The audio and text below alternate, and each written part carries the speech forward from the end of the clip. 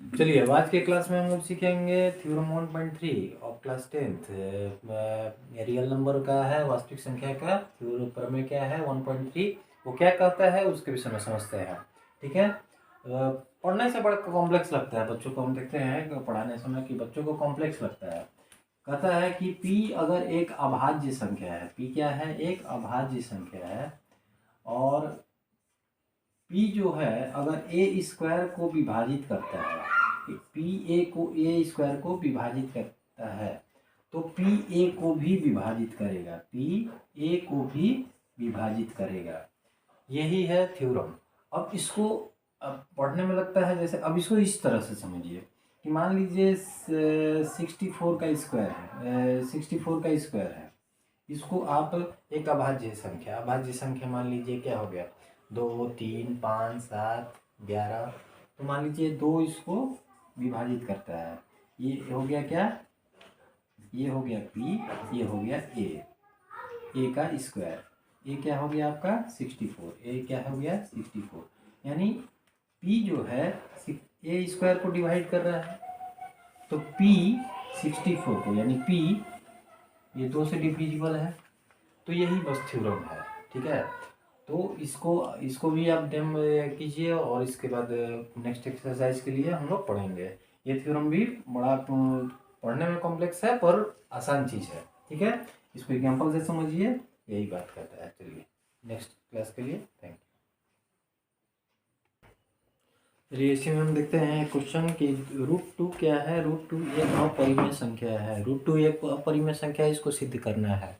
तो √2 तो एक अपरिमेय संख्या है पर इसको सिद्ध करना है, तो इसको हम लोग दो विधि से बनाने का प्रयास करते हैं। सबसे पहले हम क्या करते हैं, माना कि √2 एक परिमेय संख्या है।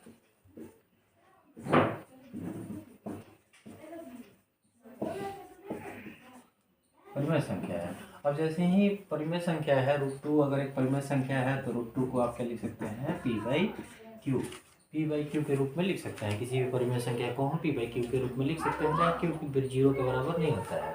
इसी में आपको क्या मानना है कि p और q क्या है, p और q एक पॉजिटिव पूर्णांक है, नेचुरल नंबर है, पूर्णांक है, तथा P और Q का कोई उभयनिष्ठ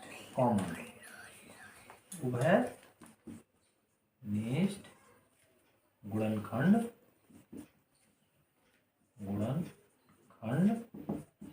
नहीं है।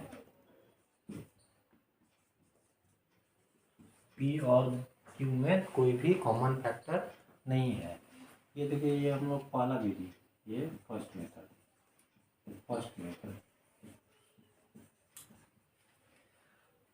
तो अब ये इसको मान लीजिए कि ये इक्वेशन 1 है आपका।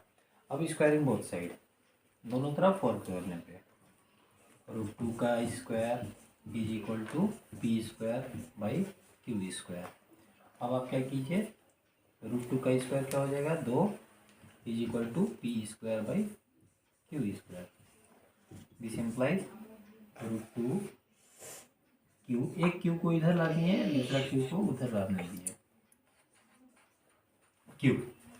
अब देखिए यहाँ पे, अब आप एक थ्योरम 1.3 पढ़े थे। थ्योरम 1.3 कहता है कि किसी भी अगर p, थ्योरम 1.3 क्या था कि ए स्क्वायर को अगर p एक अभाज्य संख्या विभाजित करता है तो a को भी करेगा, यानी p अगर ए स्क्वायर को विभाजित नहीं करता है तो a को भी नहीं करेगा। तो p और q में दोनों में कोई उभयनिष्ठ गुणनखंड नहीं है, तो क्यू पी को डिवाइड नहीं करेगा, तो क्यू पी स्क्वायर को भी डिवाइड नहीं करेगा।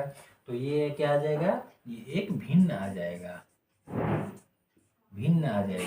आपका RHS में क्या मिला, एक भिन्न मिला, और यहाँ पे क्यू एक पूर्णांक है, वो 2 से गुना होगा तो ये पूर्णांक होगा।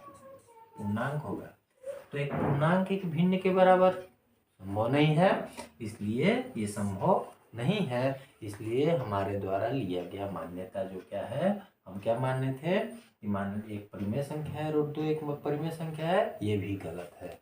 इसलिए √2 क्या है, एक परिमेय संख्या है। ठीक, चलिए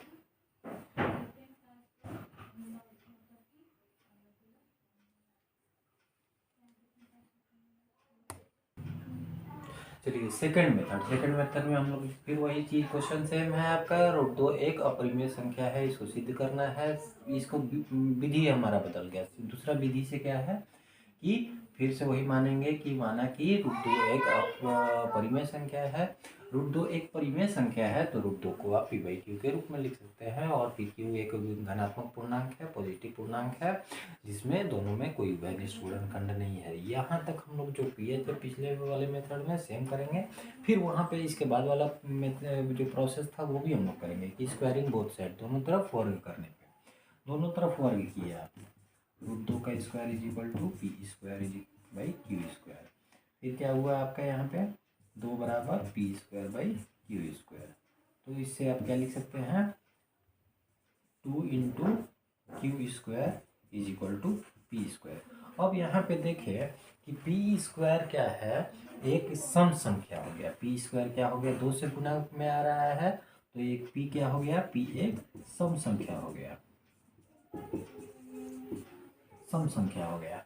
तो p अगर एक सम संख्या हो गया तो let p is equal to, माना कि let p is equal to 2k मान लिए इसको। ठीक है, अब यहाँ पे यहाँ तक नोट कर लीजिए आप लोग, नीचे नहीं जा रहे हैं नीचे। उसके बाद चाहे देखिए यहाँ पे आ जाएगा। अब p को क्या मान लिए, 2k, इक्वेशन 2 में पुट करने पे इसको आप 3 मान लीजिए। 3 को 2 में पुट करने पे 2p² from 2 and 3, 2q² is equal to p² था, p² के जगह पे हम क्या पुट किए, 2k², 2k का होल स्क्वायर। तो क्या आ गया, 2q² is equal to 4k²। अब ये 2 कट गया इससे, यहाँ पे हो गया, ये क्या मिला आपको, यहाँ पे है q² is equal to 2k²।